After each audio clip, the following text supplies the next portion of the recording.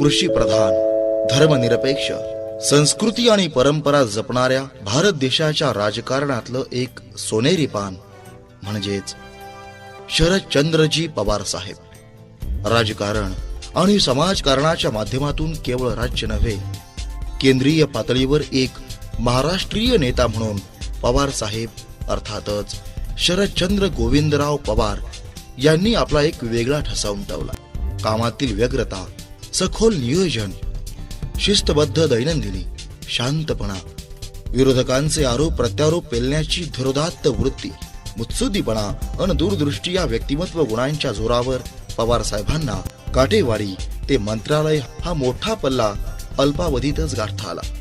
राज्यासह केंद्रात दबदबा निर्माण करणारा नेता म्हणून राज्याचे पहिले मुख्यमंत्री यशवंतराव चव्हाण यांच्या नंतर पवार साहेबांचं नाव आवर्जून घ्यावं लागेल.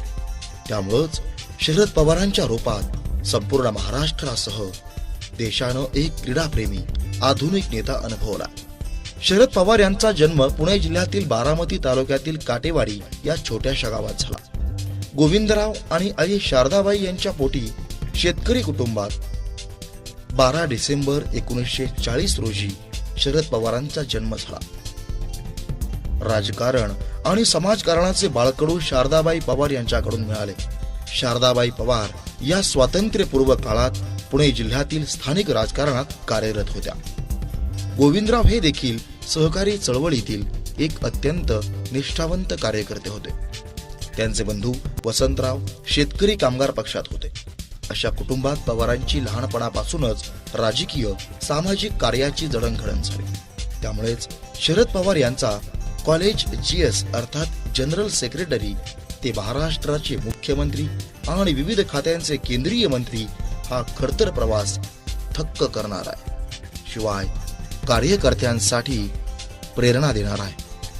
बारामती येथील महाराष्ट्र एज्युकेशन सोसायटीच्या विद्यालयात शरद पवार यांचं शालेय शिक्षण झालं.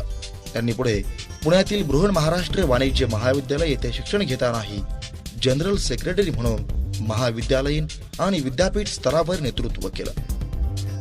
या काळात शरद पवार यांचा युवक काँग्रेसशी संबंध आला आणि तेथून त्यांनी पक्षीय राजकारणात प्रवेश केला.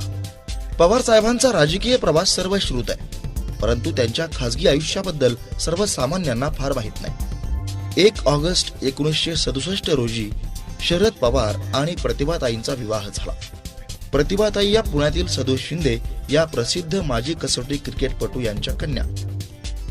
पवार साहेबांना उत्तम प्रतिभेची साथ लाभल्यानं त्यांच्या संसाररूपी वेलीला सुप्रिया नावाची एक कन्यारत्न प्राप्त झाली.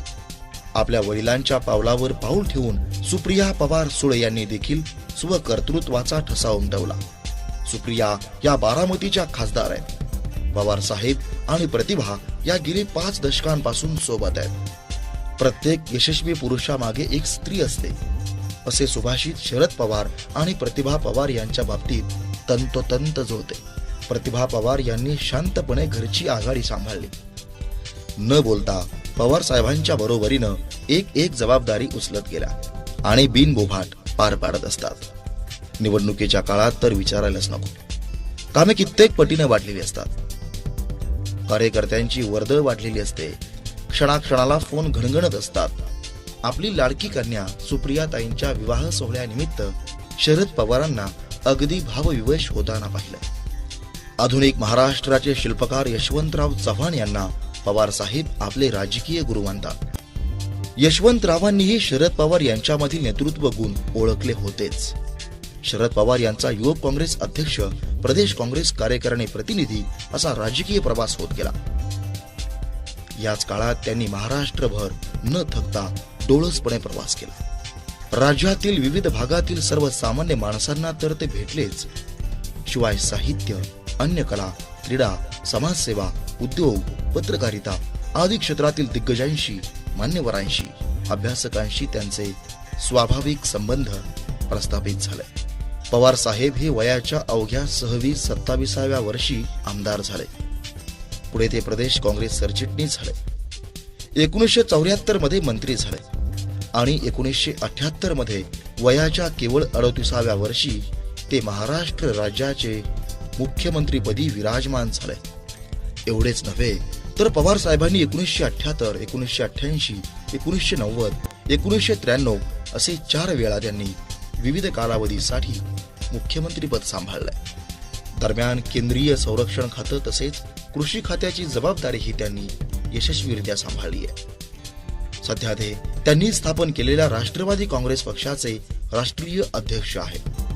पवार साहेबांच्या यशामागे प्रचंड कष्ट आहेत. प्रशासकीय कौशल्य, कार्यकर्ते नेते शोधण्याची नेमकी दृष्टी, प्रचंड जनसंपर्क, कार्यकर्त्यांशी थेट संपर्क ही गुणकौशल्यही जोडीला आहेतच. स्थानिक कार्यकर्ते नेते यांच्यामधील क्षमता ओळखून त्यांना राजकीय पटलावर मोठी संधी देण्याचं काम शरद पवार यांनी वेळोवेळी केलं. त्यातून दिलीप वळसे पाटील, RR पाटील, जयंत पाटील, पुतणे अजित पवार आणि कन्या सुप्रिया सुळे आदी नेते पुढे आले. शरद पवार साहेबांचं व्यक्तिमत्व उलगडून दाखवणारी अनेक पुस्तकं आली. पवार साहेबांच्या कार्यकाळात माजी सैनिकांच्या निवृत्ती वेतनात वाढ, फळबाग विकास योजना, पोलिसांची हाफ पॅन्ट जाऊन फुल पॅन्ट करण्याचा निर्णय, महाराष्ट्रात सहकार क्षेत्राचा साधलेला विकास, साखर कारखाने क्षेत्रातील योगदान, मुंबईतील दंगली, किल्लारी भूकंप या संकटानंतर हाताळलेली परिस्थिती, महिला आरक्षण विषयातील भूमिका आणि निर्णय, महिला बचत गटांना बळ देण्याचं धोरण, राज्यातील वंचित घटकांसाठीचं त्यांचं धोरण आणि त्यांचे निर्णय अशी त्यांच्या राजकीय कारकिर्दीची अनेक ठळक वैशिष्ट्य सांगता येतील. मध्यंतरी पवार साहेबांना मोठ्या आजाराला सामोरं जावं लागलं होतं. अवघड ऑपरेशन आणि त्याहून अवघड विश्रांतीचा काळ. त्याला शरद पवार आणि प्रतिभाताई तसेच सुप्रिया सुळे यांनी मोठ्या धैर्यानं सामना केला. बाळासाहेब ठाकरेंसारखं समोरच्यांना आपल्या कवेत घेईल इतकं अमोघ वक्तृत्व नाही. लाखांच्या सभा त्यांच्या भरत नाही. ते कार्यकर्त्यांना कधीही कोणताही आदेश देत नाहीत. पण तरीही शरद पवार या नावाचं गारुड या महाराष्ट्रभर का असावं? महाराष्ट्राच्या कानाकोपऱ्यातल्या माणसाला शरद पवार हे नाव माहीत असतं. लाखांच्या सभा भरत नसल्या तरी शरद पवार काय बोलतात याकडे मात्र सगळ्यांचं जाणीवपूर्वक लक्ष असतं. जीव ओवाळून टाकायचं म्हणाल, कायमस्वरूपी त्यांना निष्ठा बहाल करणारे निष्ठावंत कार्यकर्ते अवघ्या महाराष्ट्रभर त्यांनी निर्माण केलेत. खेडेगावातल्या एखाद्या कार्यकर्त्यापासून साहित्य, संस्कृती या क्षेत्रातील मान्यवरांपर्यंत, स्वपक्षापासून विरोधी पक्षापर्यंत पवारांच्या मैत्रीचं वर्तुळ विस्तारलेलं असतं. एखाद्या माणसाचे एवढे पैलू असू शकतात. पवारांची स्मरणशक्ती हा गुण अफलातून आहे. आयुष्यात त्यांना एकदा भेटलेली माणसं पुढे 10 वर्षांनी भेटली तरी त्यांच्या लक्षात राहतात. आणि असं घडलेलंही आहे. खेड्यापाड्यात सभेला गेल्यानंतर ते तेथील नेत्यांना, जुन्या जाणत्यांना अगदी नावानेशी हाक मारून त्यांच्याशी आदरानं बोलतात, त्यांना मान देतात. समोरची व्यक्ती आपल्याला पवार ओळखतात एवढ्या आनंदातच त्यांची कधी होते हे कळतही नाही. अगदी तालुका स्तरावरच्या नेत्यांची नावंही पवारांच्या डोक्यात असतात. त्यांची या बाबतीतचे अनेक किस्से प्रसिद्ध आहेत. माणसं जोडण्याची कला त्यांना अवगत. कठीण परिस्थितीतूनही ते मार्ग काढतात. त्यामुळे कुणीच त्यांचा दीर्घकाळ शत्रू राहत नाही. बाळासाहेब ठाकरे हे तर मोठं उदाहरण. राजकारणापलीकडची त्यांची मैत्री सर्वश्रुत आहे. प्रत्येक क्षेत्रातील बड्या लोकांशी त्यांचे संबंध आहेत. पवारांना वाचनाची आवड आहे, खेळाची आवड आहे, संस्कृती परंपरा जपण्याची आवड आहे, क्रीडा क्षेत्राची आवड आहे. कृषी क्षेत्र तर त्यांचा जिव्हाळ्याचा विषय. म्हणूनच की काय, शरद पवार साहेबांनी वेगवेगळ्या क्षेत्रामध्ये मुसाफिरी केली आहे. त्यांच्या राजकारणाच्या चालीही त्यांच्या शांत व्यक्तिमत्वाला गूढ बनवतात. म्हणूनच अनेकदा ते काय करतील याचा थांग जवळच्यालाही लागत नाही.